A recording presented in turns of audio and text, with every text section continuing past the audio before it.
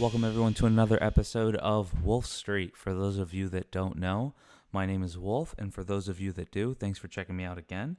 As always, you can reach out to me on social media at EveryTimeICash, or you can reach out to me directly on my website, everytimeicash.com/contact. As always, there will be an audio or a video version of this podcast. You can check out the video version on my YouTube channel. Please don't forget to like, comment, and subscribe. It helps me understand what it is that is beneficial, and it keeps me in the know for what it is that people are looking for. If you just want the audio version, you can check that out on my podcast channel, and that will be at EveryTimeICash as well. It's been a while since I've had a podcast and a video, and predominantly that's because not a lot's really changed. It's been a lot of slop and a lot of chop, but the overall thesis kind of remained the same.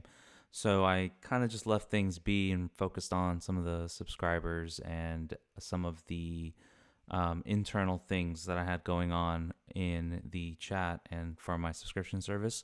And now that we've reached an inflection point, I found that it's a little bit beneficial, or maybe a lot bit beneficial, I'm not really sure, we'll see, to go ahead and put one of these videos out. So I'm going to try to crop up these videos into segments. So this will be a video / podcast strictly about where we were, where we are, and where we're going, and some of the themes that I'm looking for in the market as a whole.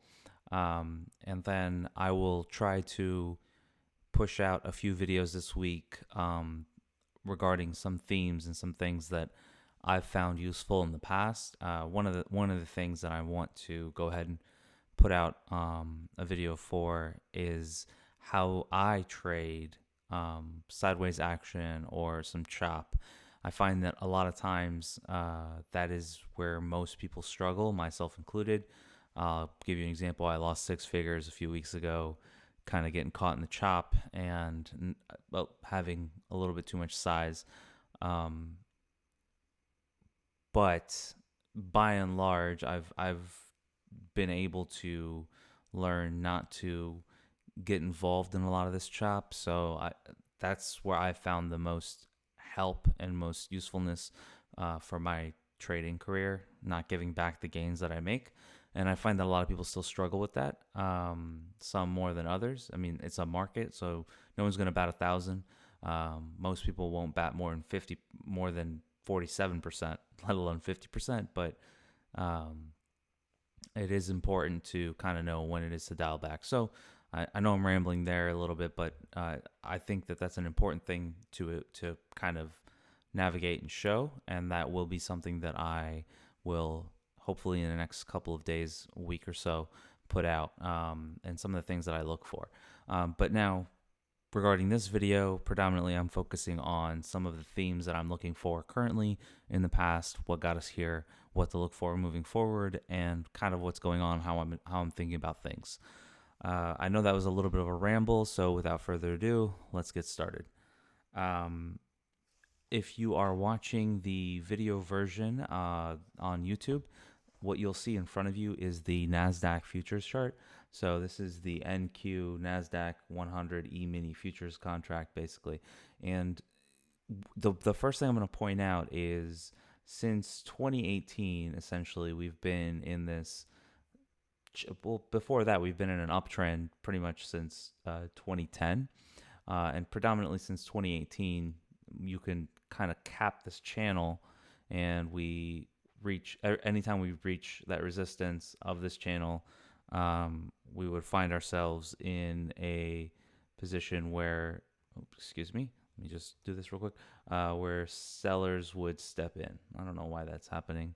For those of you that are not watching, for whatever reason, the arrows that I'm putting on were blowing up. But so as you can see, anytime you kind of got to the upper band of this channel, you found some sellers, and we saw that kind of continue over and over again until recently, and this is in August, we broke out of this channel top and we consolidated before ultimately going higher. So I want to start here because what we've seen in the last couple of months now, what we've seen since September, is a lot of the what I like to call trash stocks outperform.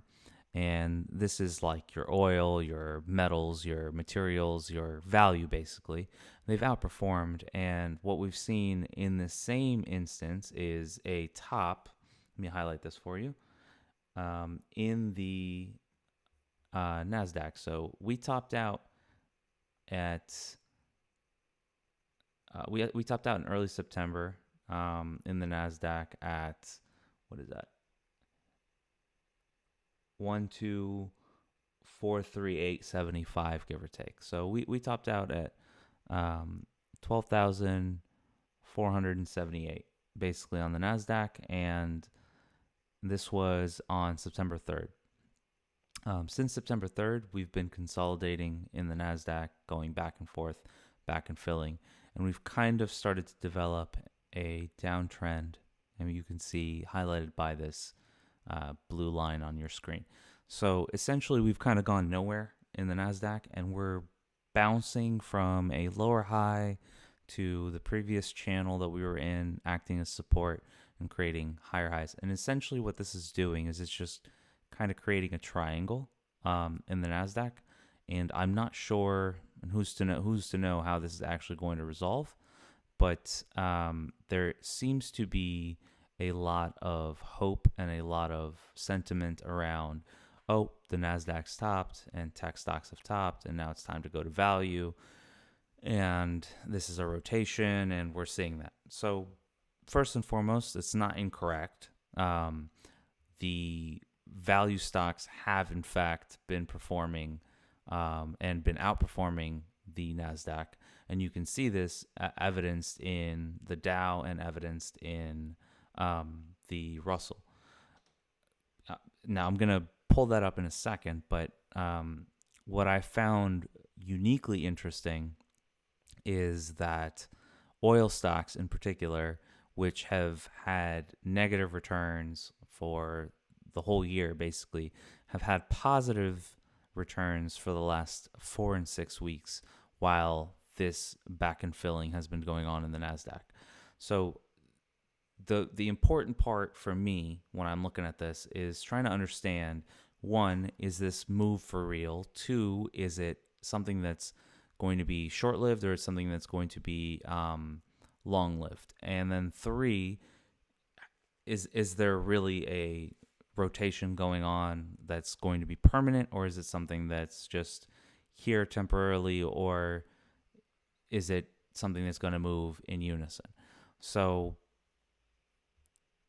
that's a lot to kind of absorb right off the bat. So let's just go with looking up the Russell. The Russell here, just to kind of lay it out. So unlike the NASDAQ, the Russell is actually breaking out, and it's breaking out in relative fashion, and it's breaking out in absolute fashion. And we've just recently tapped a high here. That's 1750 on the Russell futures. So we just recently set a high water mark that we want to look for on the Russell, and we've broken out above 2018 highs there. And currently we're kind of, let me just draw this out in a horizontal fashion so we can kind of see it both ways. So you've got this horizontal line, you've got this downtrend that we were kind of in, and you had this triangle that started with the top in February and then the low in March, and then we broke out of that, retested, and then now we broke out in absolute terms. So there's a belief that the Russell is outperforming, and this is here to stay. I don't know if it's here to stay. I know that there are some tailwinds for the Russell and for small cap, mid cap value, and there are some signs for mega cap tech and for growth being stalled. It's my opinion that people kind of look at these things as a basket, and that these things are not necessarily a basket group. So people typically look at tech and they kind of group all tech together.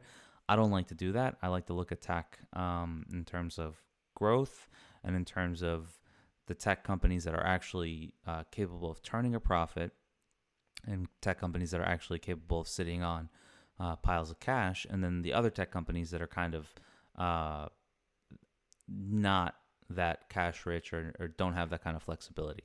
And the reason that I want to highlight this is because we're sitting at historically low interest rates.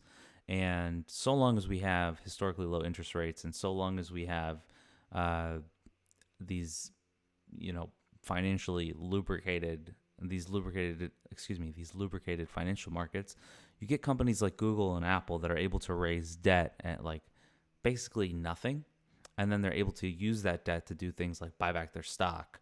And so you can call it artificial inflation, you can call it inflation, you can call it whatever you want, but these companies are able to offset a lot of the slowdown in growth and a lot of the law of large numbers, yada yada yada, with their ability to kind of print this money and kind of fabricate it out of thin air.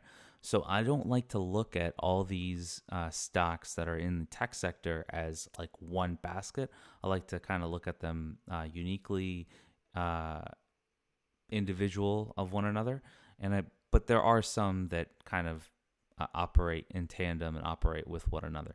So when I think of that, for me personally, I look at it as like a barbell approach, the same way people had barbell approaches with like bonds and with stocks. I like to think of it the same kind of concept here, where for me, I do believe that in the short to mid term, you do have a better probability of seeing these mid, small cap and these value names generally outperform these tech names that have held up the market for so long. But that doesn't mean that for me, I want to be like not exposed to tech. Like I don't want to sell. So I'll just I'll put a name on it. So for me, my favorite tech company that I've owned and that I continue to own is Google. So Google, and if I could just show you a chart that I use. So Google was in an uptrend, it broke the uptrend, and now it's like pressing up against this prior trend support as resistance. But I can trade Google from a technical perspective like this, and I can say, hey, it's reaching a peak and I want to sell it.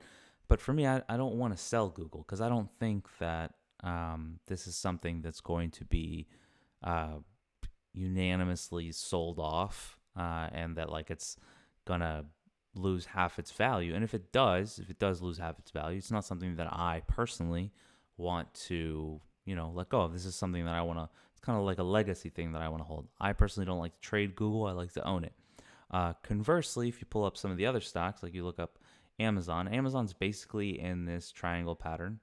And then I could pull up Apple for you, and you'll see the same thing. And Apple's in a triangle. I pull up Microsoft for you, same thing. Microsoft's kind of like in this triangle.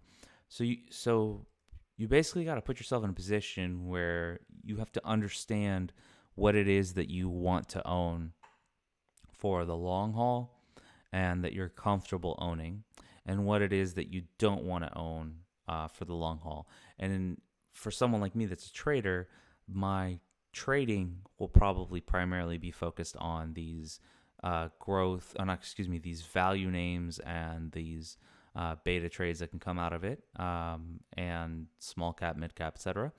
And then for my investment stuff, I'll trim whatever it is that I see that is a little bit frothy, and some of the things that I feel comfortable owning for several years, I just won't look at. So in this same vein and in the same explanation, you can pull up like Netflix. Netflix is one of these stocks that has begun to roll over. So you've got its moving averages starting to act as resistance. In particular, the 5-day. I use the 5-day. Like I always say, I use the 5-day. It's a momentum indicator for me. It's something that I like to use. And then the 20-day. So the 5-day and 20-day have been acting as resistance. Currently, it's being held by this 470 level, call it, which is the 150-day.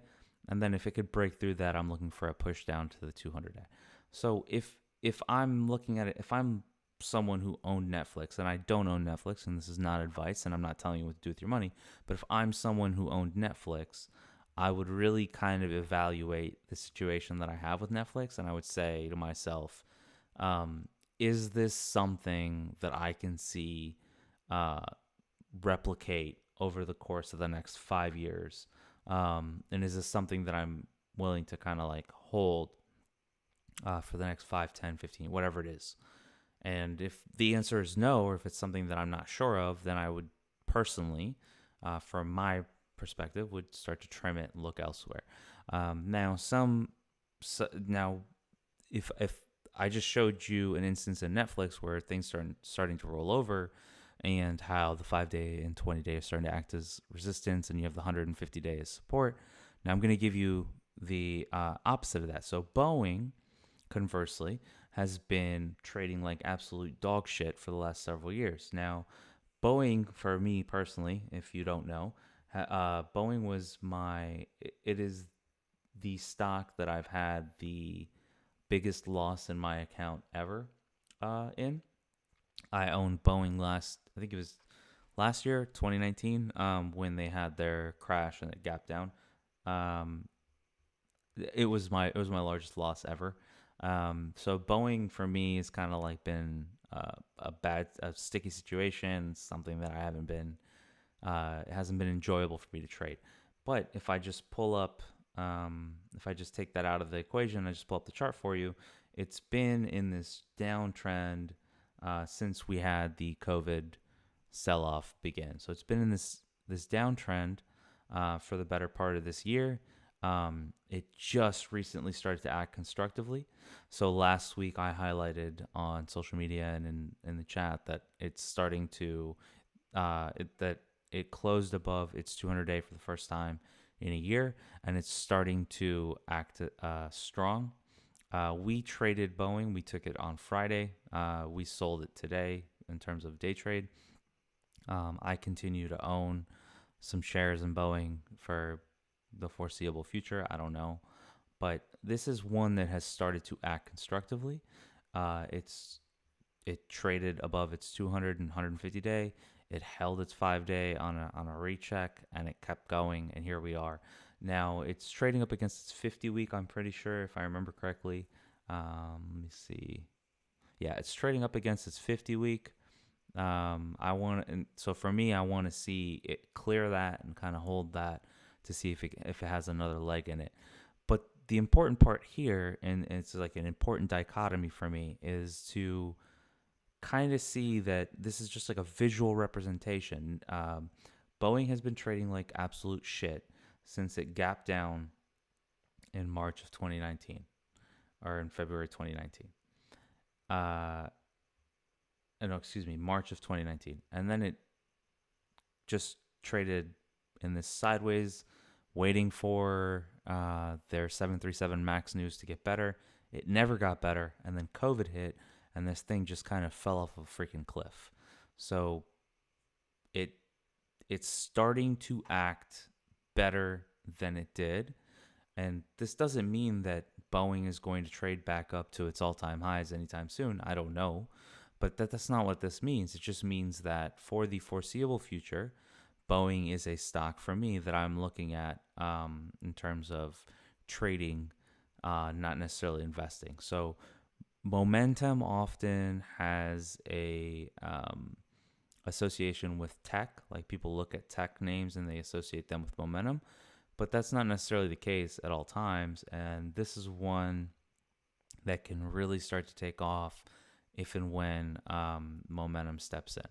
So that's an example kind of showing you that on the one hand, you had Netflix for the better part of 7 years act as a momentum trade, and it's been trading like crap for a while, and it's starting to roll over. And on the other hand, you have Boeing that's been trading like crap for a while, and it's starting to firm up and starting to trade pretty well. So if I just kind of gave you that same logic and just kind of walk through some of the things that I'm looking at. So like Booking is another one. Booking, believe it or not, Booking's like earshot from its all-time high. So this is another one that, and this is a play on both the reopening trade and a play on tech. So this is another kind of way that I'm looking at it. If I keep that same concept, I look at Expedia. Expedia traded like crap. It was in this downtrend until recently, and here we are as of early November, started to break above. Expedia is one that we owned, and we caught on last week's gap up. Now it's pressing up against that 130 resistance level. If it can push through last Monday's highs, I'm looking at it to see if it could get to that 140 prior high that it set. Starbucks is another one. Starbucks was one that had kind of like a mediocre quarter. Some people might have thought it was bad. Didn't sell off. Here we are pressing up against prior highs. Now, it's really important, I think, to not overstay your welcome in some of these names. So if you hold some of this stuff and you catch some of these moves, evaluate if it's something that you want to be in for the long haul or if it's something that you want to be in for the short term, and just grab that bang and bounce. Because if you overstay your welcome in this type of environment, you're gonna give up wins pretty quickly. I'm going to give you an example that's unrelated to any of these stocks, and it's BigCommerce. So BigCommerce is one of these names that, in a span of like a week, went from 65 a share to 160. So it almost tripled. This is one that we caught personally. And if you got in at any point below $100, you profited. If you got in at any point below $130, you profited. But the moment that you saw some sort of topping out in this name and you didn't get out, here you are, what is this, like a month and a half, 2 months later, and you find yourself at the low that it set back before it made that move. So it's really important to not overstay your welcome, and to really know what it is that you own and for what time frame you want to own them. Now, if I just go back to the futures, so I want to pull up the spiders here. It's also important to know where you are in the life cycle of the market. So unlike what we saw back in March, where you could just buy the dip, and then you're rewarded, we're pressing up against this megaphone channel top, whatever you want to call it. It's not really important. But you're pressing up against highs that we set and levels in this megaphone that have acted as resistance and have been predecessors of sell-offs. So here we are again. We gap up today. We had a blow-off high last Monday. What is this? 3668, call it. So we're pressing up against this channel top, megaphone top, whatever. 3668 is prior high on the ES, and you don't really have a catalyst. Now, there are some things that work in your favor here, and one of the things that works in your favor is seasonality. So if the market can't sell off, and if we just kind of like, oscillate and stay in this range and stay here for a little while, the presumption is that ultimately it will break through.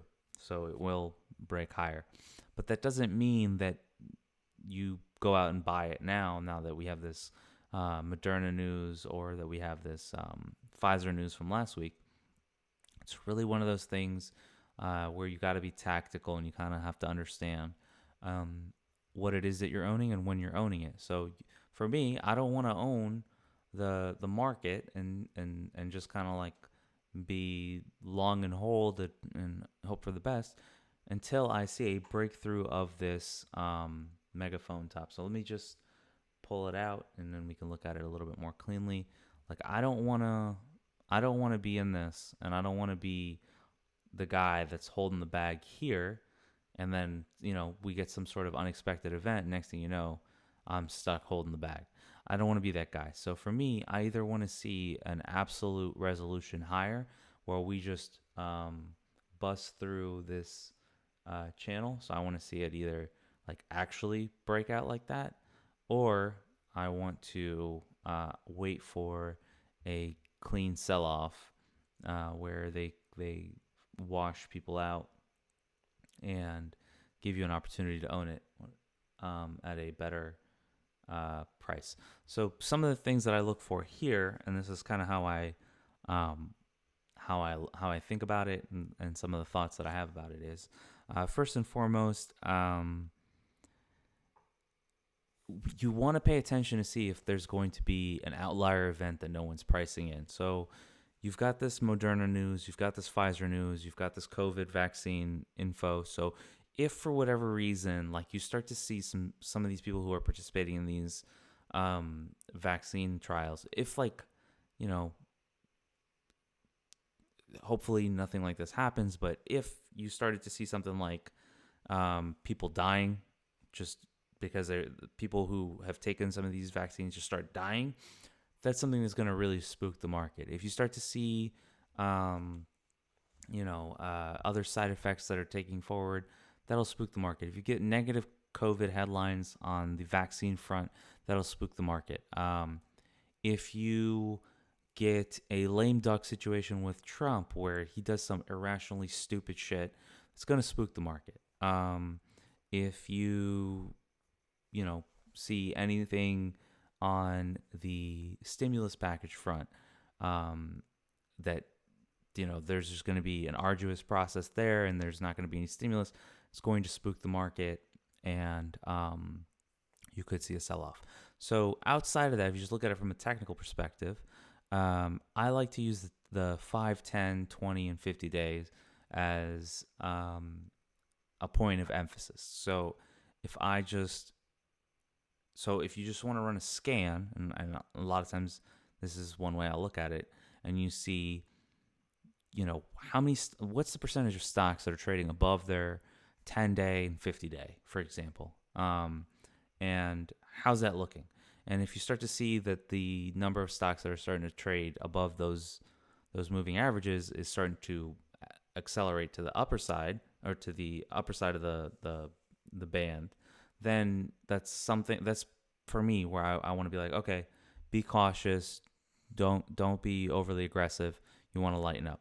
So if I use that example, so S&P 500 companies that are above their 10 and 50-day moving averages are at 87% and 84%.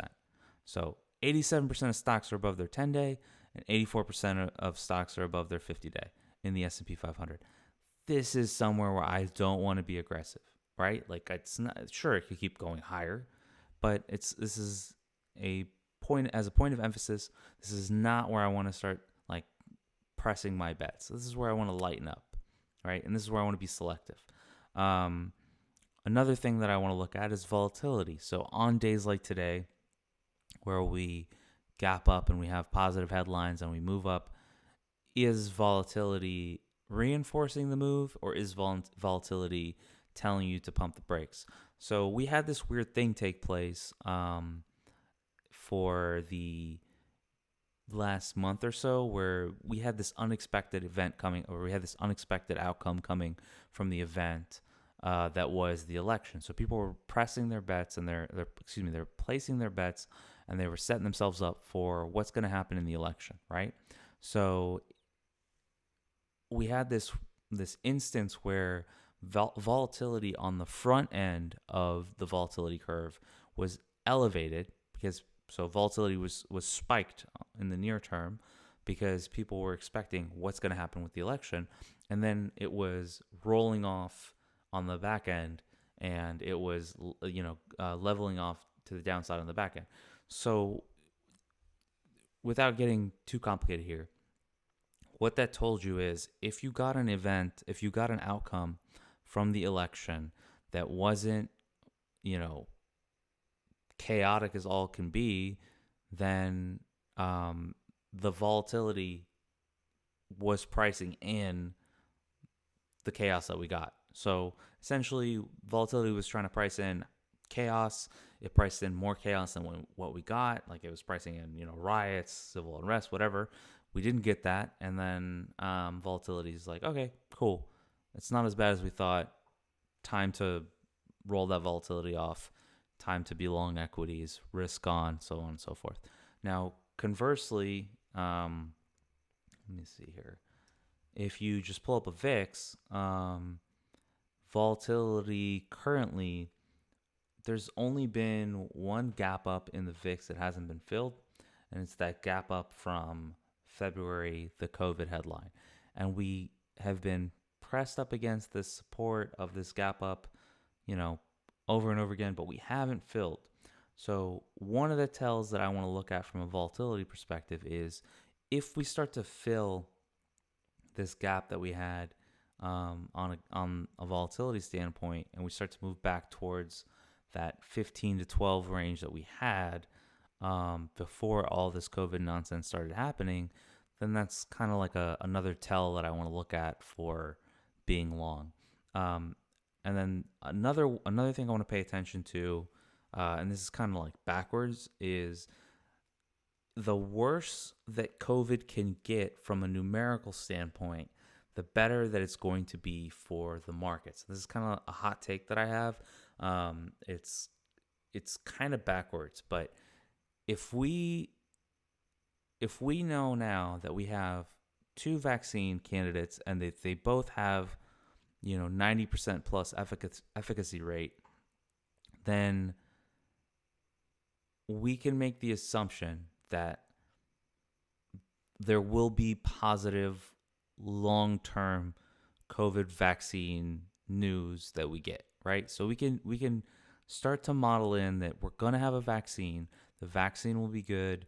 Vaccine will be useful, and people will be able to take that vaccine, and we'll be able to get through all of the difficulties that COVID is presenting us with today. Now, that being said, if we start to see an acceleration of, lockdowns, potentials, or we start to see acceleration of cases, and hopefully we don't get this, but like an acceleration of deaths, in a backwards way, that could really work as a positive for the market. And the reason for that is, if in the short term we understand that we will have a vaccine and the vaccine will be effective, but the vaccine is not available today, then in the short term we could see issues from COVID. But we can all agree and understand that these issues that we see from COVID are temporary. Now, the importance here is this: these headlines, or this this eruption of COVID numbers, or the spike in COVID cases, or these deaths, or whatever, this near-term bad news that we could see, so long as the virus vaccine is going to be positive, can spur Congress to get together and actually create some stimulus. And the logic here is simple. Back in March, the Fed started printing, and Congress got together, and they elected to push out trillions of dollars in stimulus, and that trillions of dollars in stimulus was supposed to act as a money bridge to get us to the other side of COVID.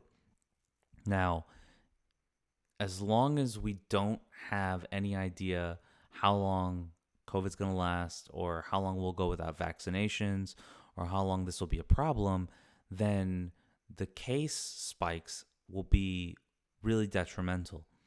But the moment that we start to have kind of an idea that, hey, we have a vaccine will be available in like 6, 8, 10 months, whatever it is. We just need to have money to get us through that next, 6, 7, 8, 10 months, whatever it is. Then in those instances, it will put the onus on the government to actually get together and actually stimulate and actually print some cash for people and get some checks out to people and elect to get the cash out to states and actually work together. So it's a very backwards minded approach here, but it's all predicated on, do we have a vaccine? Is the vaccine going to be positive? Is it something that is not going to be detrimental to society? And then now that we know when this vax is going to come out, can the government get together and actually stimulate, pump out some cash to get us to the other side? So it's really backwards. It's a little bit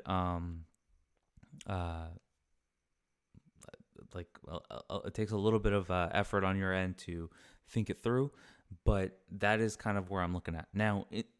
If I price that, or if I think about it that way, then a couple things should benefit. One, you're gonna have a lot of low comps in travel stocks. So I showed you Booking, I showed you Expedia.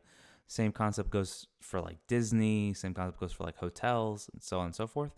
And then oil. So oil, one of the beneficiaries of one of the outperformers in the market recently.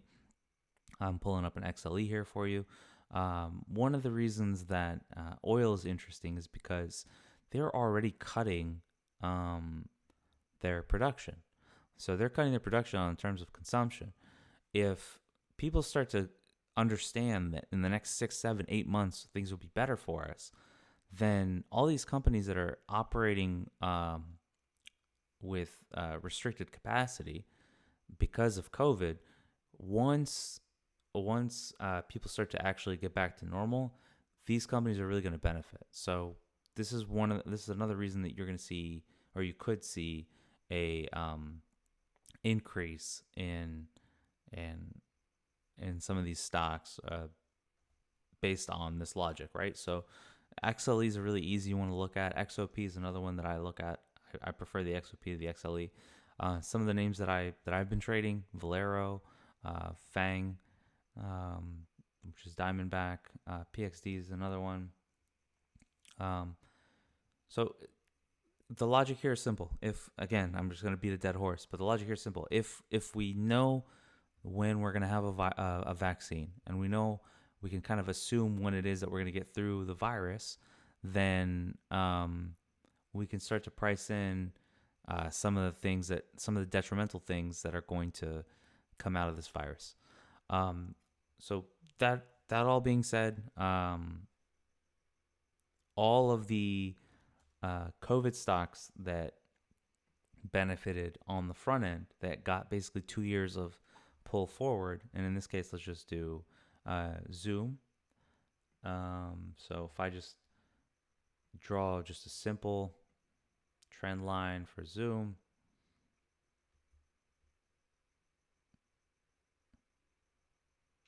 yeah. So all these stocks that kind of got this pull forward on the front end of COVID are now going to have to be unwound to some degree. This doesn't mean that Zoom goes back to like $40 a share, but if we have a light at the end of the tunnel, the idea that Zoom is going to trade at the multiple that it trades is absurd. Another one is Peloton. Like, people love their Pelotons. It started to break down. People love their Pelotons, and they were selling out. They have a 6-week delay. Christmas is around the corner. I get all that, but like, as soon as, like, me personally, as soon as the gym's open here in California, and things are fine and they kind of go back to normal, I don't want to be on a damn bike. I want to go to a gym. I want to feel like I'm doing something outside of my house. I want to get back to the way things were, and I'm sure that a lot of people are like me. I'm not alone here.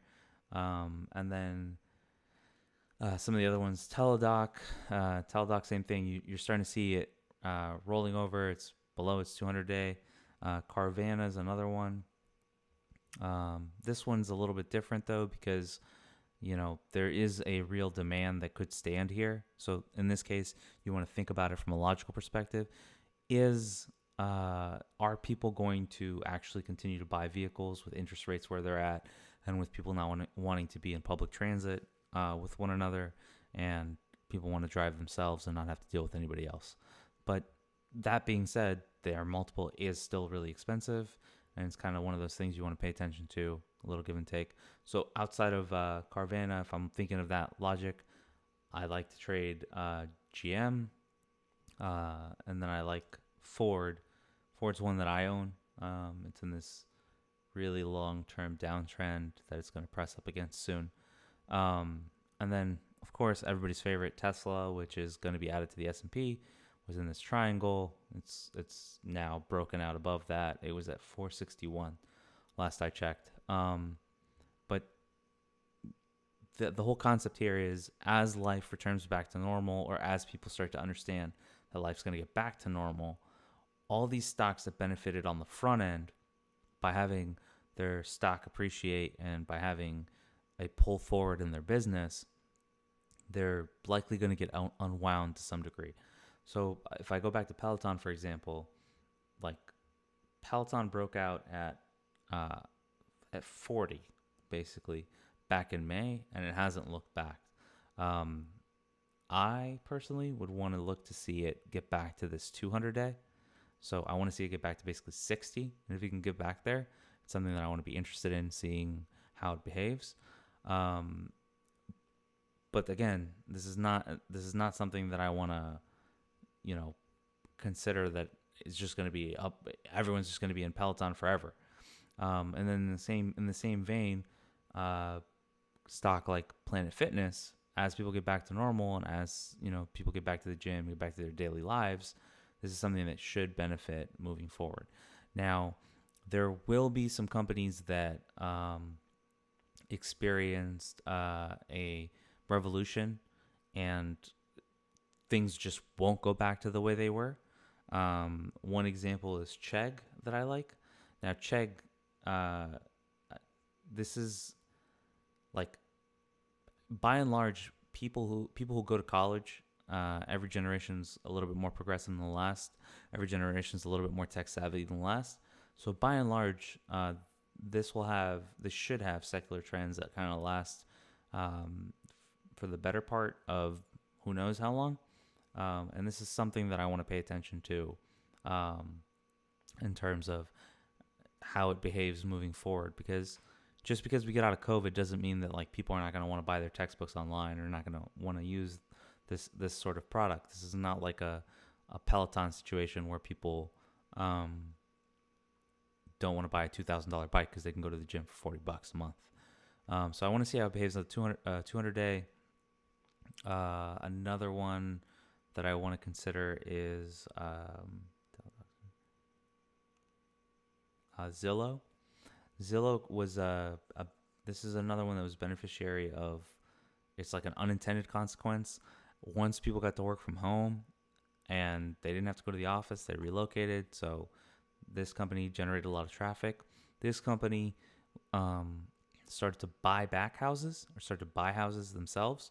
So they've been at the benefit of an appreciation in the real estate market.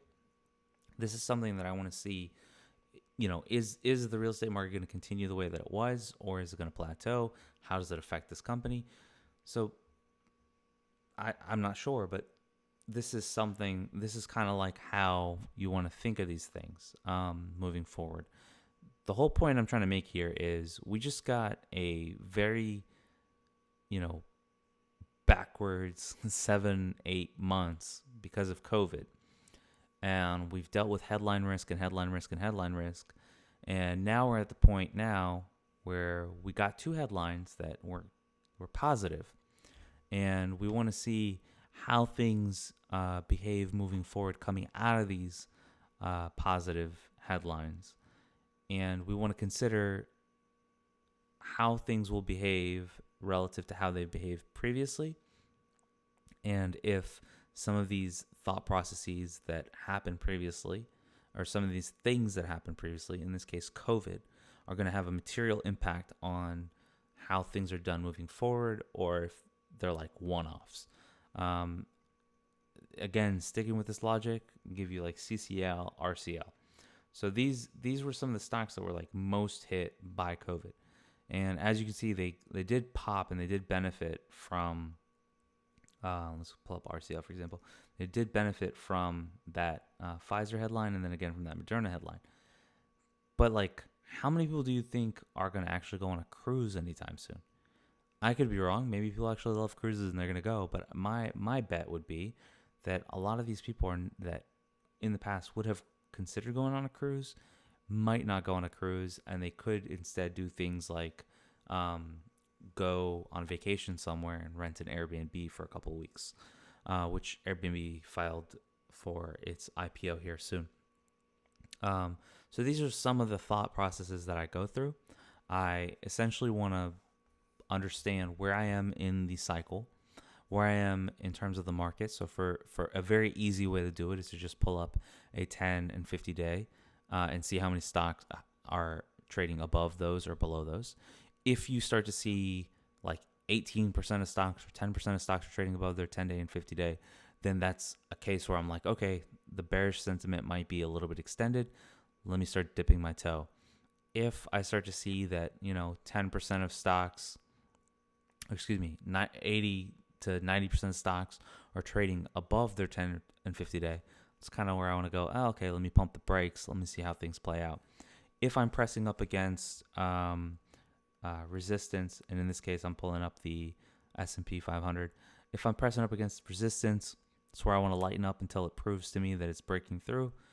If I'm pressing up against support, it's where I want to consider dipping my toe back in.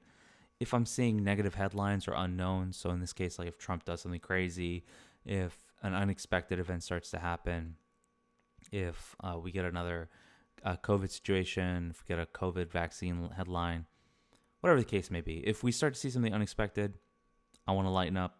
I want to understand where it's going.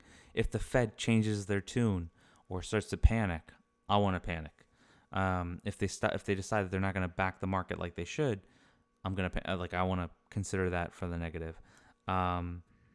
If I'm looking at conditions that were beneficial from COVID for certain stocks, I want to see if those stocks still perform now that COVID is starting to plateau, or like the not COVID itself, but like the story of COVID starting to plateau.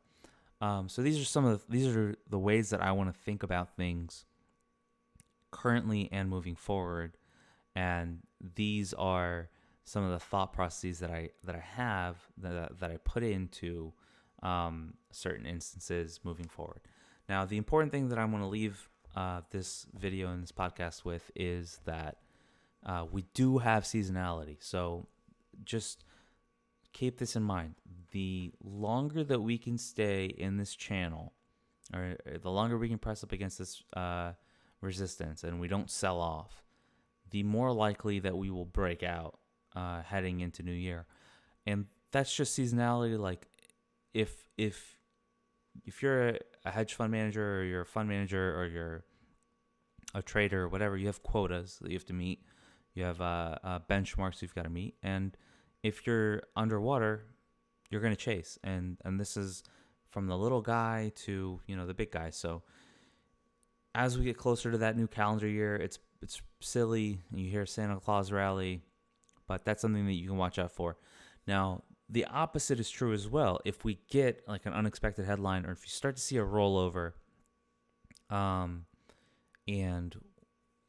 we're now underwater, now the opposite is true, and we might start to see uncertainty act as a headwind for stocks performing in seasonality.